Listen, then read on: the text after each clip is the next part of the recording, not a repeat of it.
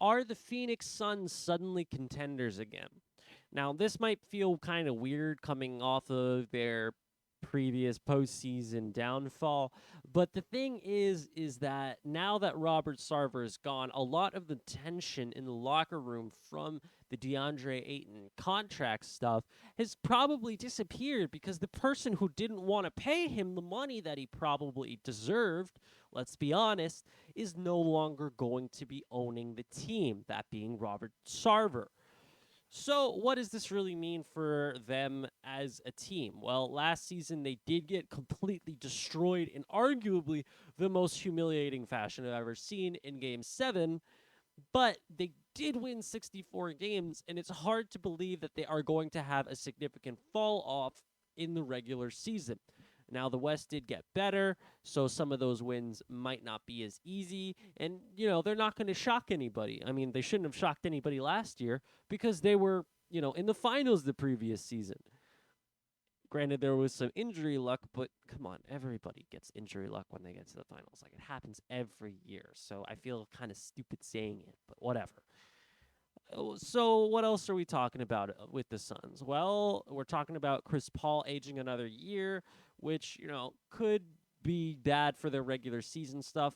He is now 37 years old. That's kind of crazy to say aloud, but could he still give you 11 assists a game? Yeah, probably. And if you're getting 11 assists per game from Chris Paul, and, as long as you're getting 12 points, I mean, that's probably pretty good from him.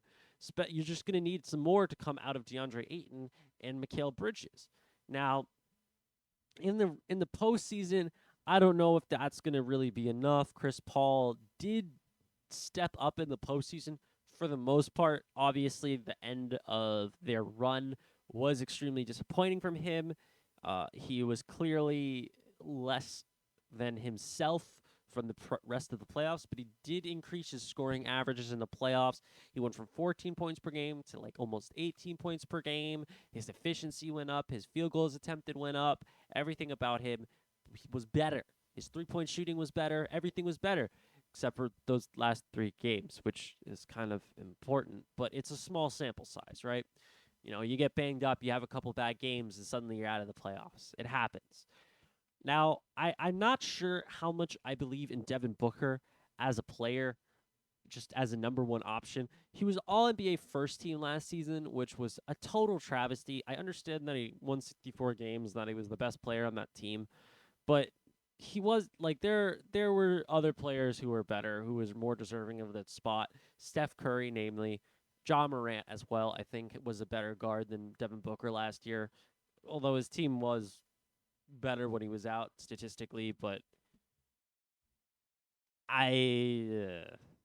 even the jaw thing might be a stretch, but Steph Curry is not. All of his advanced stats had him as a better player.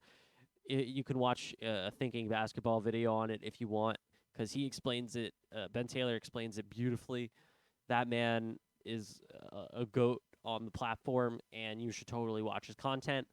But yeah, I'm not sure how much I believe in Devin Booker as a number one option. I think he is just on the outside of the top 10 players in the league. He's in that 11-12 range. And I think that he loses value in his assists. And I understand that he's a shooting guard. He's not supposed to be a great passer. Or the fact that he averages 5 assists per game is probably already insane. But there's just something about Devin Booker that I'm not a fan of as the best player on his team. I'm I really wish I had something to pin it on, and it's not anything with how good he is. Even the assist thing is kind of weak. It's really just more so shooting guards as the best player on teams in the modern NBA does not seem to work. You cannot be a pure shooter, Steph Curry aside, and be winning, it appears. The last time we've seen a shooting guard be the best player on a championship team was what? Kobe? That was 12 years ago. 12 years ago. It's been all about point guard play, and it's been all about wing play. And I don't know how much Devin Booker is going to be able to contribute to winning basketball when he's getting double teamed. it's difficult. And the thing about shooting guards is that they're either not big enough to get the passes off, or they're not skilled enough like some of their point guard counterparts to get the passes out of the double team that need to happen. Um, Obviously he's got Chris Paul, but Chris Paul's 37, man. He's 37. He's fantastic, but he's 37. I don't know what to expect out of the Phoenix Suns this upcoming year. I truly don't. And I can say that about a lot of teams in this upcoming season. There are a ton of question marks surrounding them. Are the Clippers going to be amazing? Are the Warriors going to break out in a way similar to their 2015 to 2016 jump? Or are they going to maybe be like the Bucks, where they're just content with like a 3 to 4 seed? All these questions going into this season are significant, and I don't have the answers. But that's what makes the NBA fun to watch. Thank you for watching the video, and like and subscribe.